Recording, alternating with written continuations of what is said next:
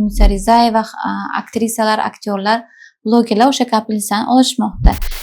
NAT kapelnitsasi haqida qisqacha ma'lumot beradigan bo'lsam, hozirgi kunda O'zbekistonda ham juda ham ko'p shov-shuvlarga sababchi bo'layotgan kapelnitsa.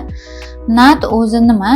NAT bu NAD, ya'ni nikotinamid adenin dionukleotid, ya'ni boshqa fermentlarga yordam beruvchi molekula hisoblanadi.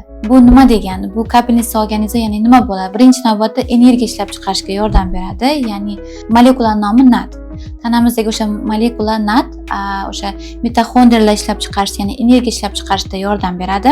Yoshlikni saqlab qolishga, qarshi kurashuvchi ferment bor, serotonin fermentini faollashtirgani uchun sizni yoshligingizda saqlab qola oladi, 10-15 yilga kechiktirib bera oladi qarishi va miya faoliyatini yaxshilaydi, yurak qon tomirlar qon aylanishini yaxshilaydi, xotirani kuchaytiradi, organizmda toksinlarni chiqarib tashlaydi va undan tashqari butun tanangizni yosh saqlab qolishga, ya'ni tanadagi hujayralarni fermentini yaxshilashga yordam beradigan kapelnitsa hisoblanadi. Qarish boshlangan sari sizda o'sha kollagen ishlashi sekinlashadi, kasalliklar paydo bo'ladi, to'g'rimi? O'sha kasalliklarni oldini oladi. Mana yosh organizm qanaqa ishlaydi? Oqsil yaxshi aylanadi-yu, tomiringizda xuddi shunaqa. Uni 18 yoshdan boshlab olish mumkin, lekin protvopokazaniya ham bor. Ya'ni siz agar onkologik kasal bo'ladigan bo'lsangiz, yurak yetishmovchilik kasalliklari, buyrak, jigar kasalliklari bo'ladigan bo'lsa, buni maslahat bermaymiz.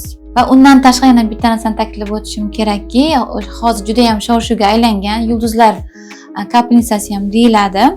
Munisa Rizayeva, aktrisalar, aktyorlar, blogerlar o'sha kapelnitsani olishmoqda. Lekin albatta o'shani olishdan avval siz kosmetologingizdan, dermatologdan maslahatlashib olishingiz kerak. Birinchi navbatda u doza qilib seans bilan olinadi muolaja va undan tashqari siz olayotgan kapelnitsa sertifikati bormi yo'qmi o'shani ham so'rashingiz kerak.